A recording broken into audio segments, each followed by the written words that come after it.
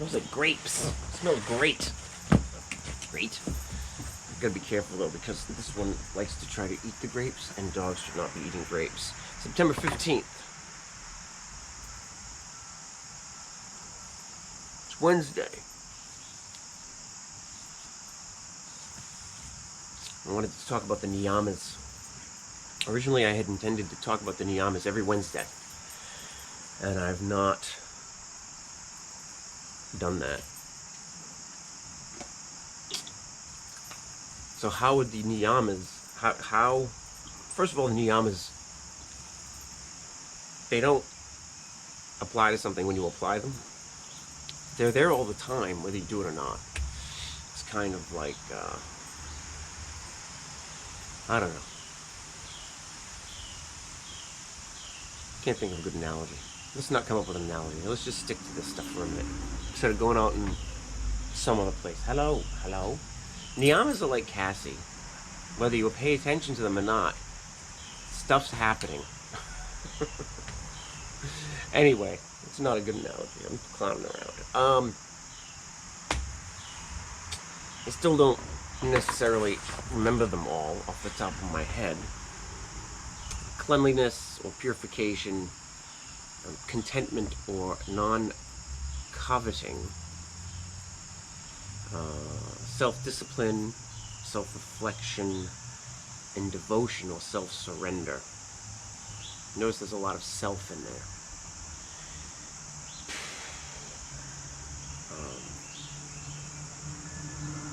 Me saying that I'm going to do something, me saying that I'm going to talk about the yamas every Wednesday would fall under a tapas. It's something that I'm trying to do to promote self-discipline, to build self-discipline. But I haven't been doing that, so I've got a couple of options. I can either gripe and complain and come down on myself for not doing the thing that I said I would do, or not, right? I can either let it go by the wayside and then try to do it tomorrow, so to speak, or I can criticize past Jay for not doing what I said I was going to do. And if we look to the yamas for guidance, or rather the niyamas, or the yamas, I mean, they're both. You can use both, or you can look to both for guidance in different ways. Would I be, how do I say, let me, very well thought out vlog today. If I were to criticize my past failings on Wednesdays for not talking about the niyamas, that's certainly not promoting cleanliness of mind, right? Cleanliness of mind, I'm not letting my negative emotions cloud my vision and my judgment and my current emotions. Let something go. Let things go that don't serve you. This is a way to practice self-purification. It's not necessarily cleanliness of physical body or of physical space. It may be cleanliness of mind. Non-craving or contentment or non-coveting. That one's a little bit more straightforward, I think, in a couple of ways. First of all, I might want to bitch and complain. It might give me a temporary feeling, a temporarily good feeling to bitch and complain about not doing the thing that I said I did. Almost just like a self-deprecating kind of a thing.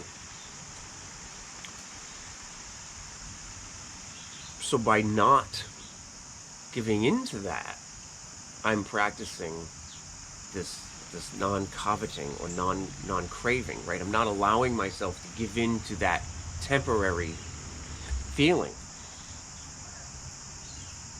I can also practice this by not worrying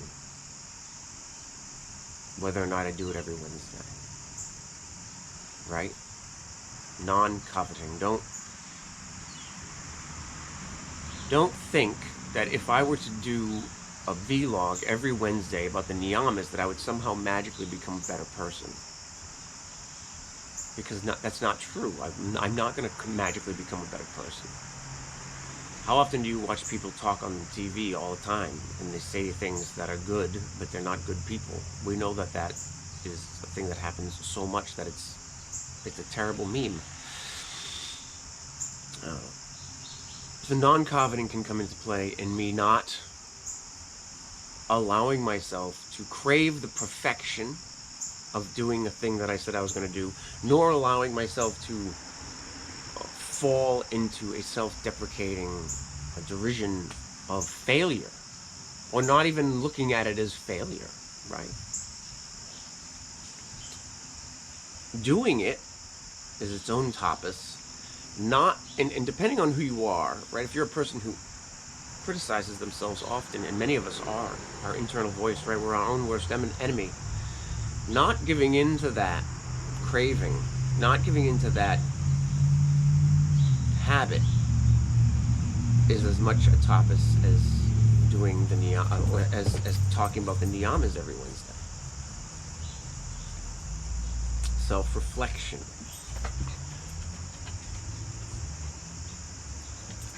Why am I doing it? Why am I not doing it? Why do I want to complain about it? Why am I trying to not complain about it? There's 100 ways to look at the niyamas and apply self-reflection to failure or success. And the last one, self-surrender or devotion. I'm not always 100% clear on this one. I'm not always 100% clear on any of them. And I don't know that I believe this one the way some people believe this one. As controversial as that may be. There's an idea that we don't own anything. I don't have the space and time in my universe right now to talk about the universal consciousness, or our consciousness, or Brahman, or Atman, or any of these other spiritual functions of self and observer and this really deep, heavy-duty philosophical stuff. But to try to sum it up, everything that makes us us as an observer for the divine.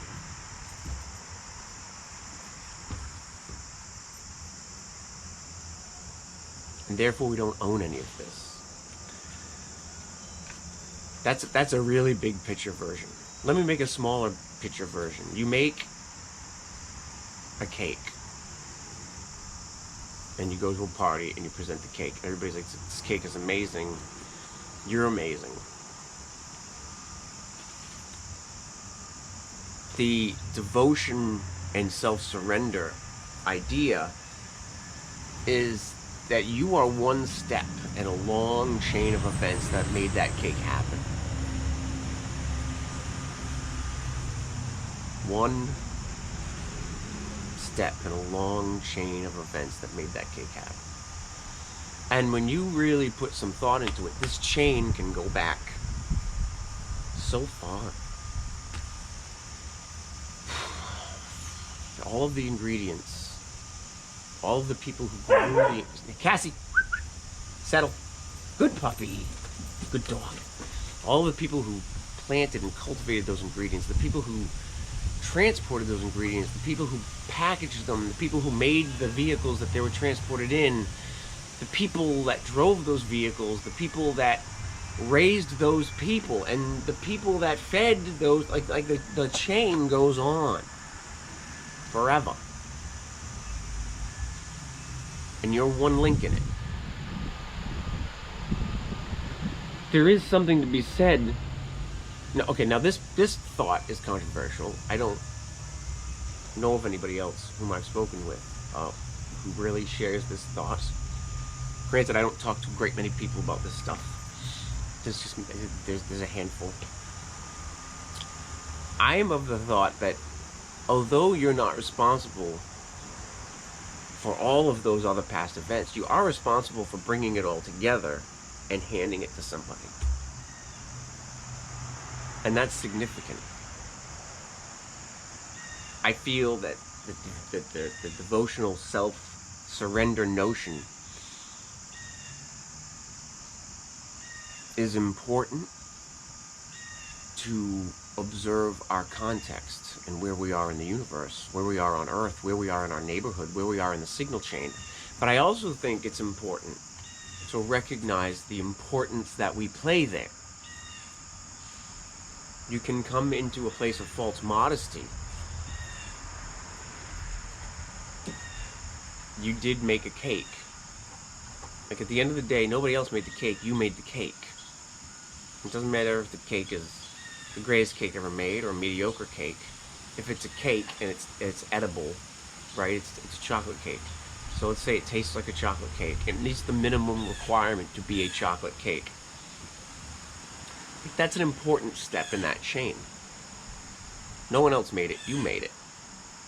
And that can be recognized without fanfare and bluster and exaggeration.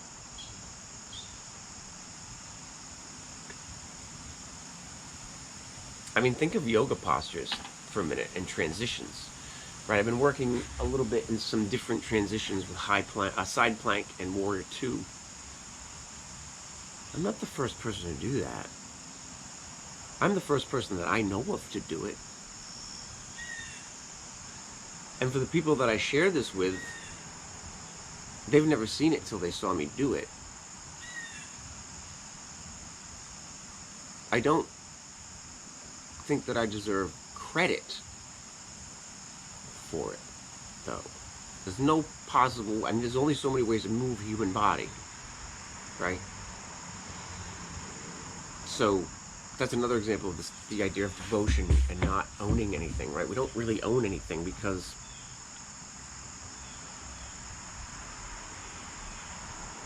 well, I mean, when you die, you don't take it with you, do you? There's another state. This is all temporary. There's somewhere else to go after this. There's somewhere else to be before this.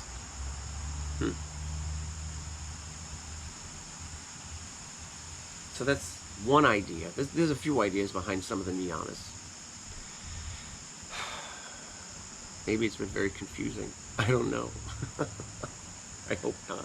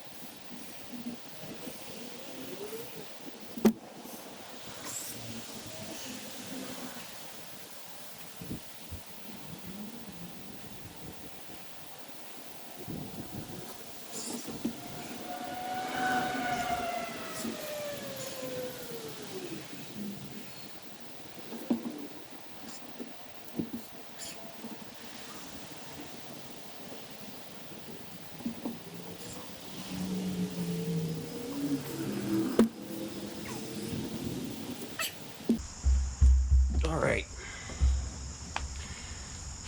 I have a very impatient dog who wants very much to run around the yard and chase things like frisbees. Yeah, hello. Hello. Hi. Mm-hmm. Thank you. Thank you for joining. Thanks for joining me on my practice this morning. Namaste.